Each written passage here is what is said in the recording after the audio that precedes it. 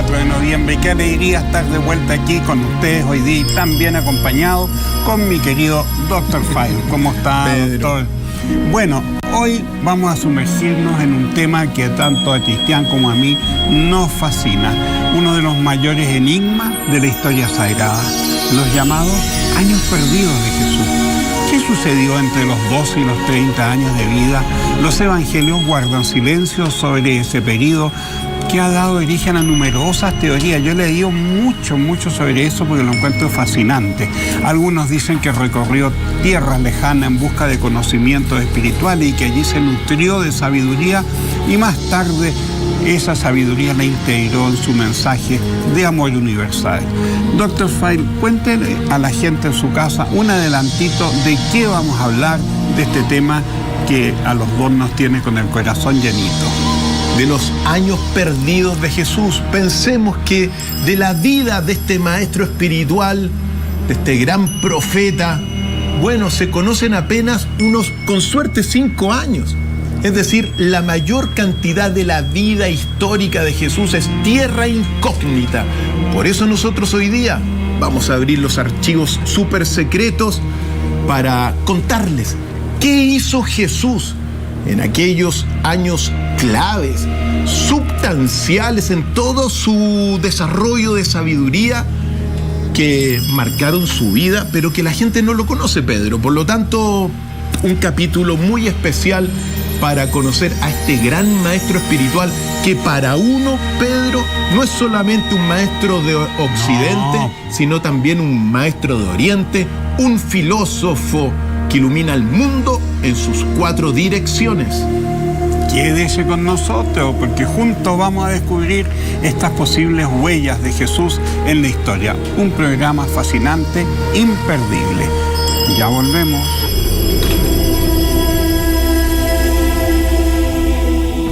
Bien, estamos aquí junto al Dr. File, un tema pero maravilloso.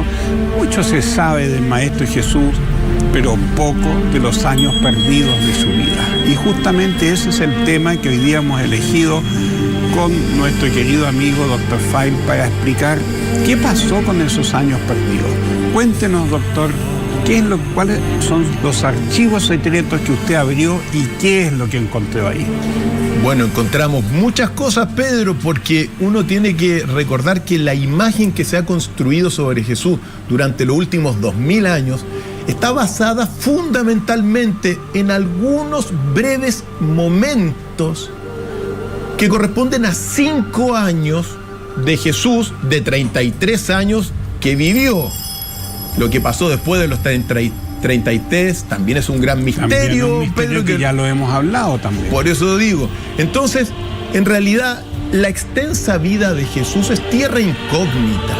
Gran medida, eso uno lo tiene que decir. Por lo tanto, la imagen que se ha tenido es bastante parcial y hoy día yo siempre quiero aclararlo. Desde el punto de vista de quien habla, nosotros estamos en una revelación, en una nueva revelación que nos trae un Jesús mucho más amplio del que se ha tenido hasta el día de hoy. Uno tiene que también pensar que, bueno, por eso mismo, Jesús hoy día, llegado a este punto, nosotros tenemos 81 fuentes para hablar de Jesús. Sobre la base de esas fuentes, algunas son tardías, otras que no son muy legítimas, hay 3 fuentes históricas.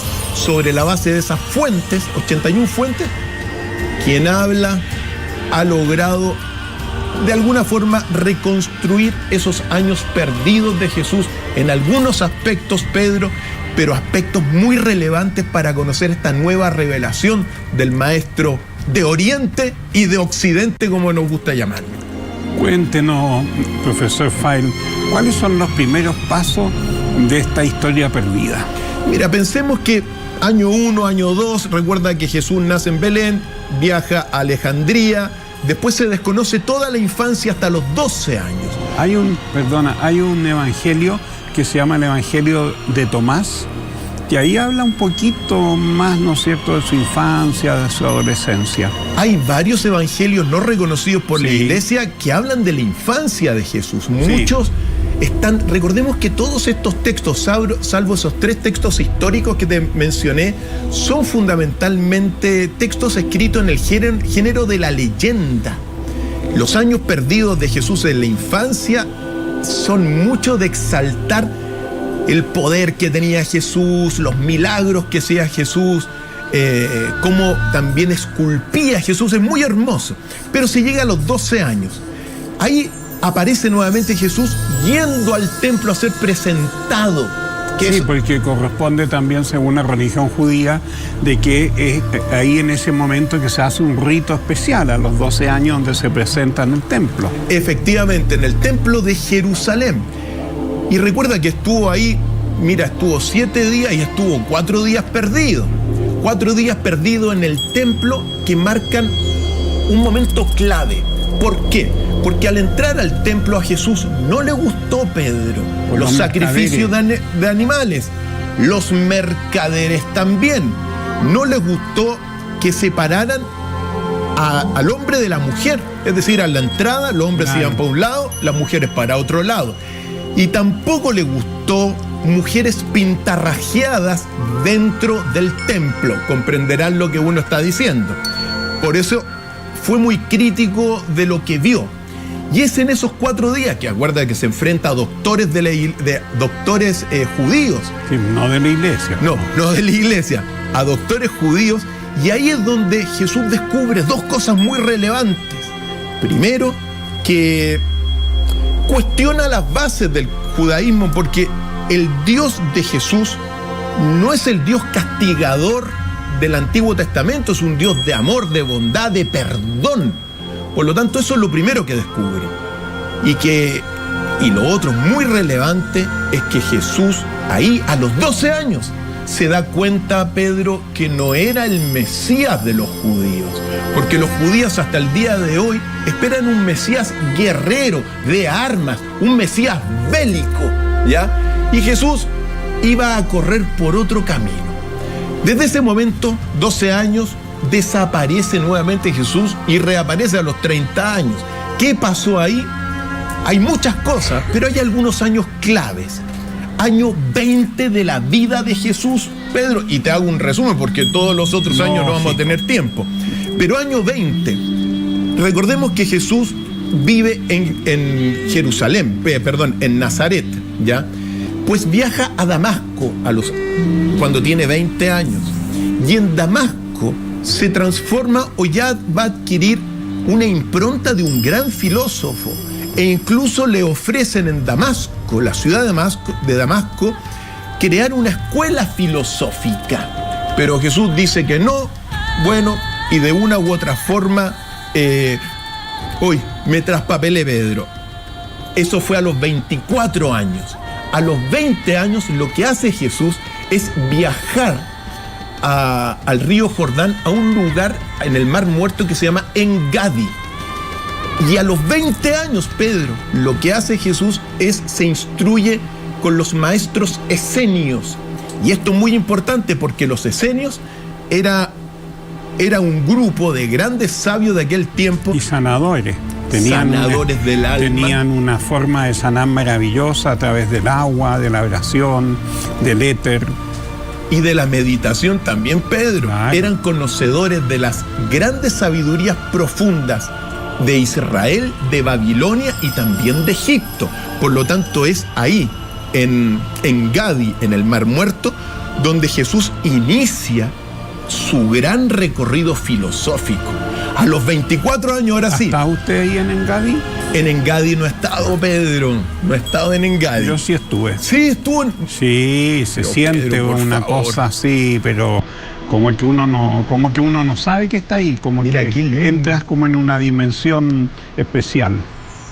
Dimensión especial que ahí aprendió Jesús a meditar también. Ojo con eso, muy importante, porque la meditación es una oración interna también, que no tiene nada de malo, uno lo tiene que señalar. A los 24 años, y ahí sí, viaja a Damasco, y ahí se transforma y le llaman el escriba de Damasco, un gran filósofo. Ya le ofrecen crear una escuela filosófica. Y es en ese momento, calculemos unos 24 años, donde comienzan sus grandes viajes de instrucción, Pedro. Y esto es muy relevante porque muchos han sostenido que Jesús prácticamente tenía una intuición profunda y que no estudió nada, sino que le venía desde adentro. Muchos maestros. Tuvo muchos maestros. Los esenios, uno. El gran maestro esenio de Jesús fue Juan el Bautista. Eso, muy relevante señalarlo, Pedro. El maestro de Jesús, quizá el principal, fue Juan el Bautista. Pues bien, a los 24 años, Pedro está en Damasco y a los 25 años realiza un primer gran viaje con su tío José de Arimatea. José de Arimatea. Y según lo que narran estos textos secretos que uno ha guardado, habrían viajado en barco por el Mediterráneo y habrían subido hasta las Islas Británicas. Ahí Jesús habría visitado Somerset, es decir, todo lo que es Glastonbury. Claro, ahí está toda la magia. Por supuesto que sí, Pedro. Habría conocido también Stonehenge. ¿Conoce usted Stonehenge? Stonehenge, no he ido a sí, pero Pedro conozco. Me imagino que sí. Y está todo el cáliz ahí, maravilloso ese pozo. El Pozo de Jesús. Hay un lugar que se llama el Pozo de Jesús y en ese lugar también él habría conocido todo lo que son las sabidurías druidas o celtas antiguas. Y hay dos elementos que es muy hermoso recordar de Jesús sobre eso, que los druidas siempre decían viajen, viajen, pero mueran en su tierra. Y Jesús viajó, como vamos a ver, por diferentes partes del mundo, pero regresó a morir a su tierra, al menos hasta donde se conoce, muy importante. Y eso lo habría reconocido mucho allá en Inglaterra. Después regresa, y es cuando regresa particularmente a los 27 años, viaja a Capernaum,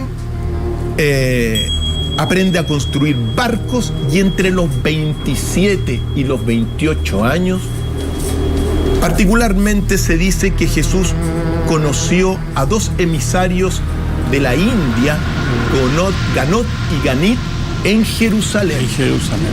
Y Jesús, si todo esto es así, fue contratado como intérprete para estos emisarios de la India que eran multimillonarios de aquel tiempo, para comenzar un viaje hasta Roma.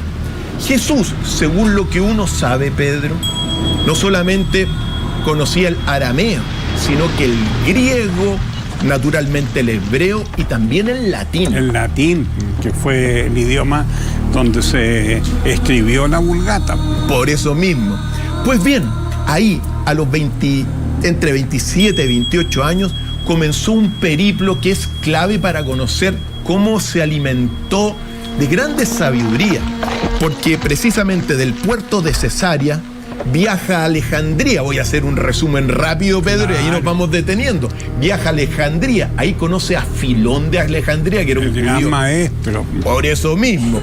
Y de todos se va alimentando su sabiduría. Son sus grandes maestros que lo van orientando para crear este gran arquetipo del pensamiento que es Jesús. Vamos a seguir conociendo más de este tema maravilloso a la vuelta de comerciales. Ya sabes, quedamos donde el maestro Filón de Alejandría. Una pausa y ya volvemos.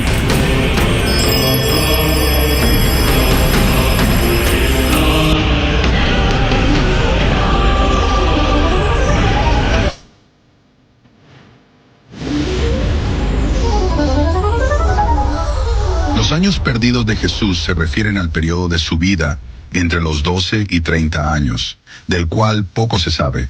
Este misterio ha generado numerosas especulaciones a lo largo de los siglos. La Biblia menciona su infancia y un episodio en el Templo de Jerusalén, pero no proporciona detalles sobre su vida en Nazaret hasta el inicio de su ministerio público. Muchos creen que durante estos años, Jesús pudo haber viajado a lugares lejanos, incluso a Egipto o India, donde habría aprendido sobre diferentes filosofías y religiones. Algunos textos apócrifos, como el Evangelio de Tomás, sugieren que desarrolló habilidades excepcionales y conocimientos profundos. Sin embargo, la mayoría de las teorías carecen de evidencia concreta. Otros investigadores sostienen que estos años fueron dedicados a trabajar con su familia como carpintero, cumpliendo con las tradiciones judías de su tiempo. Este periodo misterioso ha intrigado a teólogos, historiadores y curiosos. Pero la realidad es que, en la falta de registros, podemos solo especular sobre las experiencias que moldearon al joven Jesús antes de su aparición pública y su camino hacia la crucifixión y resurrección, eventos que cambiaron la historia del mundo.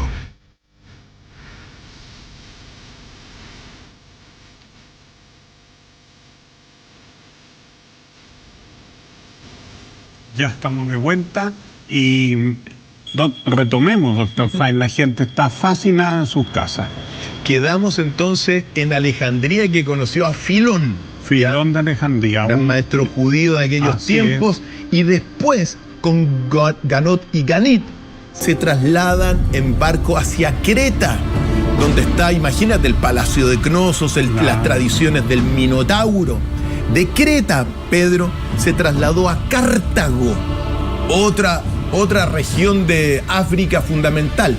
Y de ahí, como iba rumbo a Roma, pasó por Malta, Nápoles. Si estuvo en Nápoles, bueno, habría pasado a Siracusa, a Capua, y después de Capua, Roma.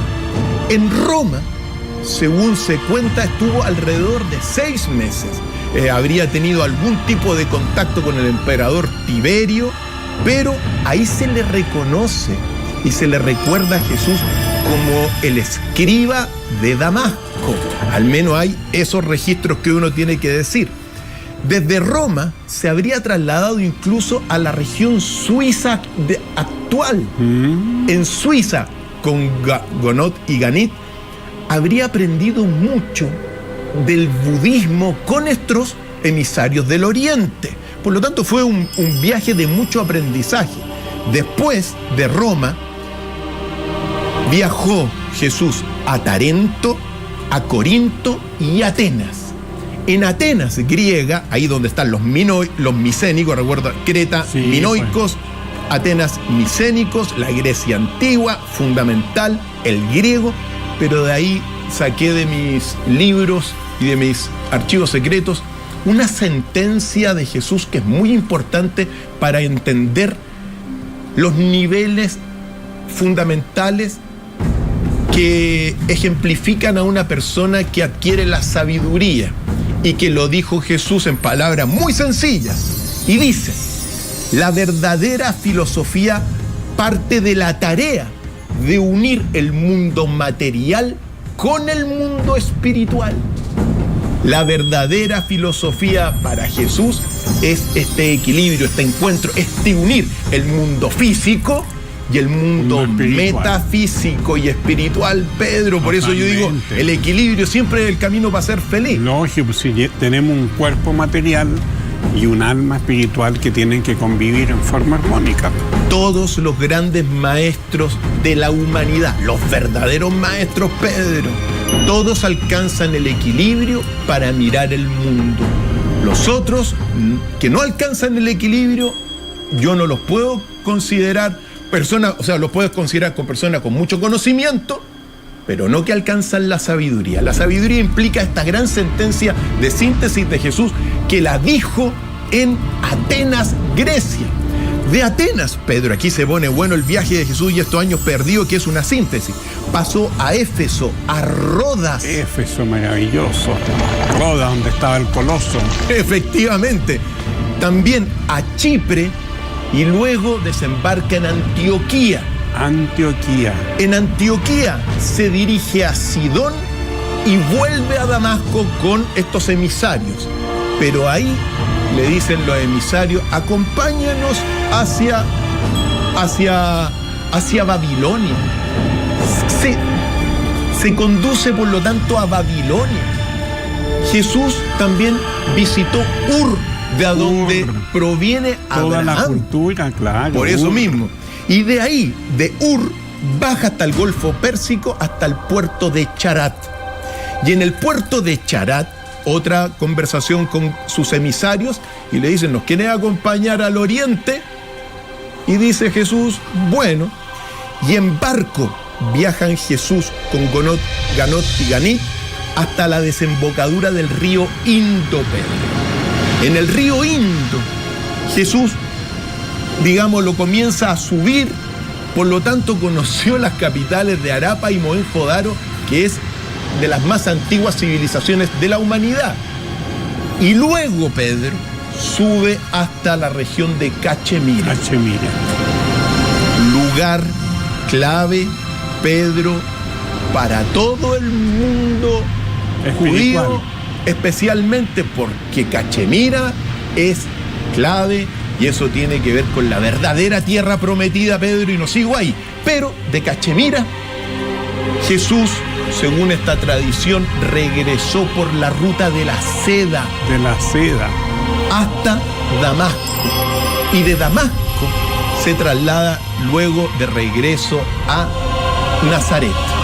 Porque esto es muy importante, Pedro. Oye, el viajecito. Sí, pues. Se parece a los que hace el Dr. File. No tan extenso, Pedro, no tan extenso. O quizá todos los que tú has hecho. Debería usted hacer esa ruta. Sería muy, muy hermoso, la tenemos ahí en carpeta para las rutas que vamos a conocer. Pero ¿por qué esto es muy relevante, Pedro, para nuestra visión y para lo que hemos llamado esta nueva revelación de Jesús? Porque en realidad, mira, no solamente con estos datos y esta información que hemos leído, sino también hacer una lectura comparada de la filosofía de Jesús en los evangelios secretos, uno puede afirmar, al menos quien habla, con suma convicción, de que Jesús conoció las filosofías del Oriente. Claro. Y en consecuencia, yo hice un gran resumen de por qué era grande la filosofía de Jesús. Porque no solamente conocía las tradiciones hebreas, sino todos los grandes iniciados. Todos los grandes iniciados. Jesús, Pedro, conoció la sabiduría esenia, es decir, egipcia, babilónica y hebrea. Pero al mismo tiempo, en estos viajes, conoció el estoicismo, el cinismo, el vedismo, el hinduismo, Pedro, el budismo, el janaísmo, el sintoísmo, el confucianismo. Por lo tanto, con todo esto, con todos estos conocimientos, él se preparó para ser quien es. Tú lo dijiste. Y por lo tanto, una cosa muy relevante. Hoy día podemos afirmar, o al menos lo afirmo yo, tú sabes, pero Jesús no fue solamente un maestro espiritual de Occidente, sino que la gran revelación hoy día, con los datos que uno tiene y con los textos secretos, es que Jesús también fue un maestro espiritual de Oriente. Claro, un maestro India. espiritual de Oriente y de Occidente. Por lo tanto, una luz que ilumina el mundo en sus 4 direcciones.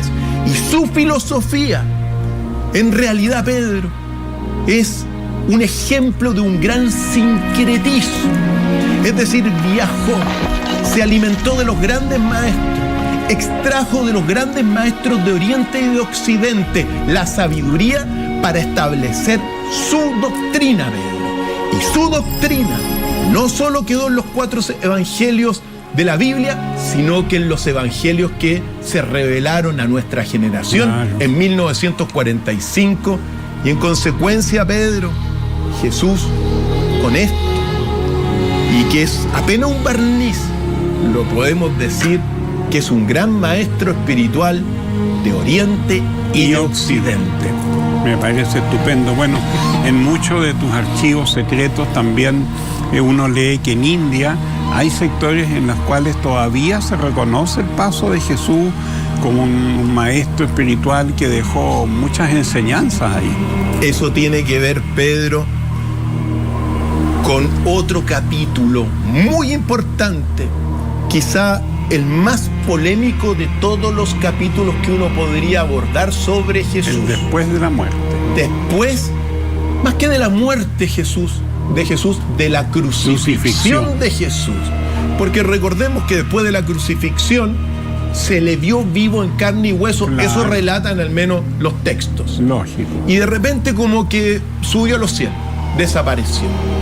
Y ahí comienza en gran medida lo que uno tiene que decir. La otra vida de Jesús. La otra vida de Jesús, que nos remonta a tradiciones que las vamos a guardar para otra ocasión, Pedro, pero que nos narra precisamente de un legado que no quedó acá, que no quedó en la esfera de Occidente y del Medio Oriente, sino que de un legado posterior que habría descansado finalmente en el Oriente, en la cuna de la humanidad, Pedro, que es allá muy cerquita de la India, un lugar increíble. Por lo tanto, uno tiene que, ojalá que todos los amigos que nos ven, las amigas que nos ven, tengan la capacidad también para vivir eso que a mí me apasiona, que esta generación de la gran revelación. Nosotros estamos recibiendo muchísima información para ampliar la visión que se tenía de Jesús. Quizá en palabras muy sencillas, quizá este Jesús que siempre se conoció hasta esta revelación era un Jesús en blanco y negro. Hoy día, con todo esto, y ese claro, ahora se abre un Jesús con muchos más colores, a un Jesús cósmico, a un Jesús que también influye en Oriente y en Occidente. Por lo tanto, yo creo que es algo muy hermoso de lo que estamos viviendo nosotros aquí en este presente. Qué hermoso. Bueno, Jesús tiene como una historia ya mucho más grande que la que nosotros conocemos. Incluso hay fuentes que dicen que se nombra a Jesús en otros textos sagrados. ¿Qué dice el Dr. File de eso? Pero por supuesto que sí. Ahora, nosotros tenemos una visión de Jesús. El Corán tiene otra visión de Jesús, ¿ya?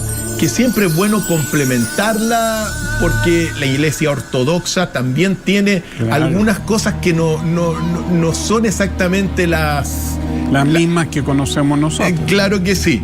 Y nosotros tenemos, al fin y al cabo, tomamos todas las fuentes.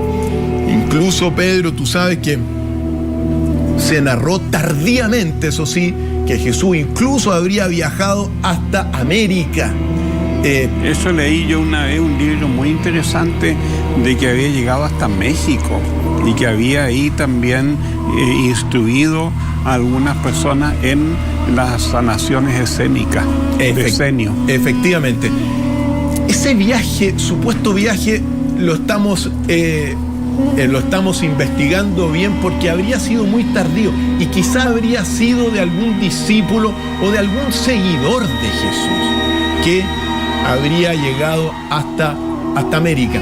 Pero lo cierto es que el pasado desconocido de Jesús hoy día se comienza naturalmente, digamos, a abrir un poquito, a salir de esa oscuridad, y con muchas enseñanzas. Detrás de todos estos pasajes que hemos visto está la iniciación de Jesús como gran filósofo. Recuerda que todos esos grandes maestros fueron grandes filósofos. Sí. Así que y eso naturalmente tiene que ver con los grandes maestros que tuvo Jesús para después enseñar. La respuesta es sí. Él, de pequeño, Pedro, de pequeño, fue criado por José y María, y de pequeño a él se le dijo que era el Salvador y el Mesías del pueblo judío. Con ese episodio, a los 12 años, él se da cuenta que la misión de Jesús es mucho más grande, Pedro. No, el gran mensaje de Jesús, la gran obra, no era solo para el pueblo judío, sino que también para toda la humanidad, según lo que nosotros estamos señalando. Entendiendo. Y según también, yo pienso que en gran medida, después de todos estos viajes que brevemente narramos, Jesús, claro, a los 29, 30 años... ya estaba listo. Ya estaba preparado realmente para empezar al menos a enseñar con más claridad su doctrina. Y en esos 3 años, muchos escribían las palabras de Jesús. Y quedaron más de 30 evangelios de Jesús después de la crucifixión. No 4, no. No. Por lo tanto, eso es muy relevante para darnos cuenta que, claro, Jesús enseñó y, claro, se enfrentó al fin y al cabo a la tradición del templo de Jerusalén, con la cual Jesús no estaba de acuerdo, y también se enfrentó a 2 enemigos más o adversarios, que era el Imperio Romano y también, propiamente tal, el adversario, el bandido que está por ahí dando las vueltas. Jesús tuvo 3 grandes enemigos: la jerarquía del templo de Jerusalén, el Imperio Romano y el adversario. Bueno, todo esto que estás narrando de tus archivos, ¿nos cambia la visión de Jesús hoy día en tiempos modernos o posmodernos ya? Para los que son yo les digo, para los que no son muy fanáticos y apegados a las tradiciones que hemos conocido, sí, claro que sí, Pedro. Nosotros estamos en un momento muy importante de grandes revelaciones. Nosotros estamos como generación en esta época de alfa y omega, Pedro. Se está reestructurando todo lo que nos rodea. Todas las bases, todas las ciencias del árbol del conocimiento están volviendo a pensar sus principios. Y la religión no es una excepción. Por lo tanto, al hacer esta revisión, que quizá muchos cristianos más quedados en el pasado quizás no les guste mucho, pero bueno, nosotros les decimos: amplíen la visión, porque los enigmas consisten en eso, en ampliar el paradigma, ampliar la visión de Jesús en este caso, para poder comprender el mensaje de nuestros tiempos. Y una cosa más muy importante: la tradición de la humanidad dice que cuando hay mucha oscuridad, el ser cósmico envía a la luz.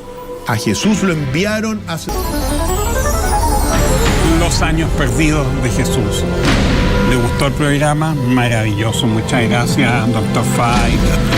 Oye, la gente quedó fascinada con el tema, yo también aprendí mucho de usted como siempre. Y ¿a usted le gustaría, por ejemplo, conocer Egipto? Le voy a contar que el Dr. Fay tiene un viaje programado. Cuéntenos, Dr. Fay, cuándo, dónde, cómo se inscribe uno en este viaje de las maravillas de Egipto. Preparen las maletas para febrero, plenas vacaciones, momento ideal para hacer la ruta de los grandes enigmas 2 hacia Egipto. La guío yo. Toda la información en www.ufstravel.cl, donde vamos a recorrer los grandes misterios de Egipto. Es un viaje de exploración arqueológico, egiptológico, también de carácter espiritual, místico. Y entre los grandes lugares que vamos a conocer, Pedro, ciertamente el lugar donde se hospedó Jesús en